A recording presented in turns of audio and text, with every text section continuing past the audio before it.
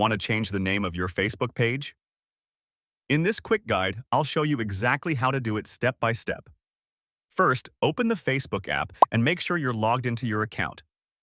Tap your profile photo in the bottom right corner. Then tap See All Profiles and select the page you want to manage. Once you're on your page, tap your page photo in the bottom right, then go to Settings and Privacy, then Settings. In the Settings menu, look for Page Setup. Then tap View next to the Name section. Before you change it, keep in mind that Facebook doesn't allow page name changes if you've already changed it in the last 60 days. Now, enter your new page name and tap Review Change.